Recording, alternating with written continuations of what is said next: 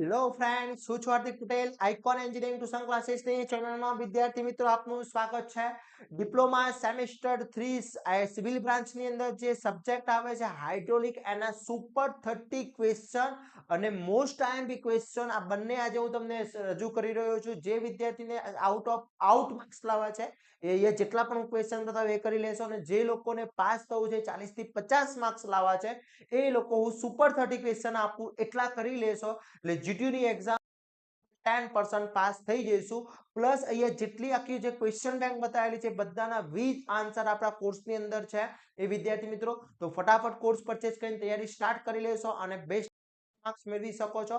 Civil માટેનું દરેક સબ્જેક્ટનું પણ આપણું મટીરિયલ્સ અવેલેબલ છે. પ્લસ જોડે જોડે સેમેસ્ટર 3 નું એક વોટ્સએપ ગ્રુપ પણ બનાવેલું છે. તો હજી સુધી તમે કોર્સ પરચેસ નથી કર્યો તો ફટાફટ કોર્સ પરચેસ કરીને તૈયારી સ્ટાર્ટ કરી લેશો. હવે વાત કરીએ આપણા જે મોસ્ટ આઈએમપી ક્વેશ્ચન છે એ મોસ્ટ આઈએમપી ક્વેશ્ચન ની અંદર યુનિટ નંબર 1 જે તમારો યુનિટ નંબર 1 છે એની અંદર વાત કરી લે કયા કયા મોસ્ટ આઈએમપી ક્વેશ્ચન છે. આ બધા તો આઈએમપી ક્વેશ્ચન છે જ, આટલા તો કરી જ લેવાના છે. પણ એમાંથી સુપર 30 માં જે ક્વેશ્ચન આવે છે, ડિફાઇન આવે છે, આઈડી વ્યાખ્યાઓ આપો, હાઇડ્રોસ્ટેટિક, હાઇડ્રોસ્ટેટિક અને હાઇડ્રોમેકેનિક્સ. ઓકે, એના પછી છે તમારો જે ક્વેશ્ચન આવે છે કે સ્નિગ્ધતાના પ્રકાર લખી સમજાવો, મોસ્ટ આઈએમપી છે. પછી તરલના ગુણધર્મો, એટલે આમાંથી યુનિટ નંબર માંથી 3 question very and very most important છે જે સુપર 30 ની અંદર પૂછાઈ શકે છે. ઓકે, એટલે આટલા તો ક્વેશ્ચન આમાંથી કરી જ લેવાના છે. 110% આમાંથી આ ક્વેશ્ચન થઈ જવા જોઈએ.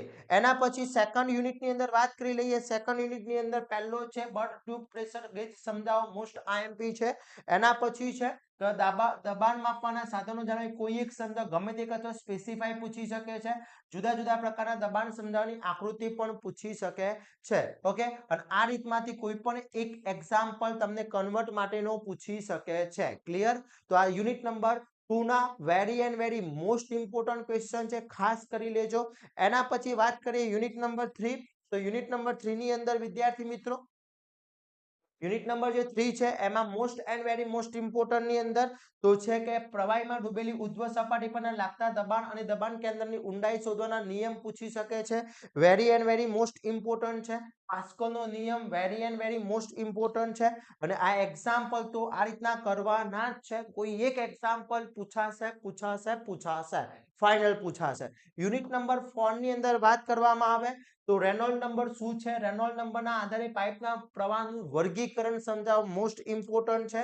પછી સત્યતા સમીકરણ સમજાવવાનું છે, મોસ્ટ ઇમ્પોર્ટન્ટ છે. પ્રવાહના પ્રકારો સમજાવવાના પૂછી શકે છે. તો આ 3 question very and very most important છે, ખાસ કરી લેજો વિદ્યાર્થી મિત્રો. આ બધાના 20 આન્સર આપણા કોર્સની અંદર છે વિદ્યાર્થી મિત્રો. તો ફટાફટ કોર્સ પરચેસ કરીને તૈયારી સ્ટાર્ટ કરી લેશો. એના પછી યુનિટ નંબર 5 માં વાત કરી લઈએ. તો યુનિટ નંબર 5 ની અંદર બર્નોલીની ધારણાઓ મોસ્ટ ઇમ્પોર્ટન્ટ છે. બર્નોલીનું સમીકરણ મોસ્ટ ઇમ્પોર્ટન્ટ, બર્નોલીનું સમીકરણ મર્યાદા અને બર્નોલી સમીકરણના એપ્લિકેશનો ખાસ કરી લેજો. આ ચાર question very and very most important છે અને આ એક એક્ઝામ્પલ પણ આમાં ડેટા ચેન્જીસ થઈ શકે છે.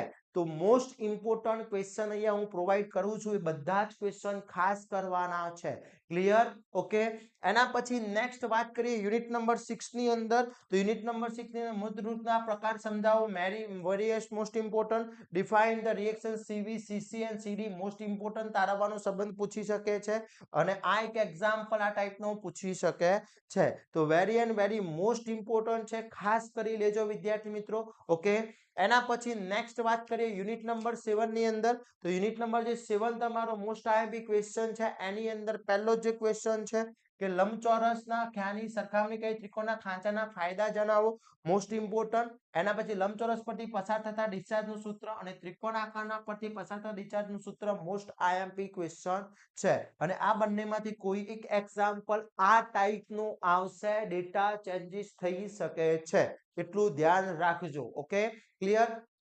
ઘણા બધા ક્વેશ્ચન પૂછે સર હાઇડ્રોલિક્સ ની અંદર થિયરી વધારે આવે છે, એક્ઝામ્પલ તો બંને ઇક્વલ જેવું જ હોય છે, 60-40 નો રેશિયો હોય છે, એટલે એવું ના કહી શકે કે થિયરી કરો કેટલા એક્ઝામ્પલ કરો. ઓકે, એના પછી નેક્સ્ટ વાત કરીએ 8 નંબરનું જે છે એની અંદર છે વિદ્યાર્થી મિત્રો કે total energy lines, hydro energy lines સમજાવવા છે.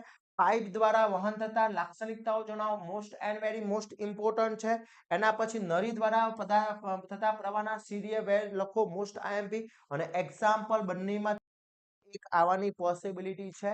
રીત આ જ હશે, ડેટા ચેન્જીસ થઈ શકે છે. ઓકે, એના પછી નેક્સ્ટ વાત કરીએ તો તે સ્પેસિફાય એનર્જી વર્કર સમજાવો, મોસ્ટ આઈએમપી.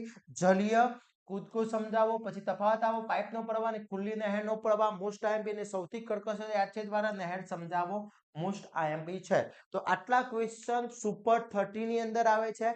બધા જ ક્વેશ્ચન મોસ્ટ આઈએમપી છે, ખાસ કરી લેવાના છે. એક પણ ક્વેશ્ચન રહી ના જાય એની ખાસ તકેદારી રાખવાની છે.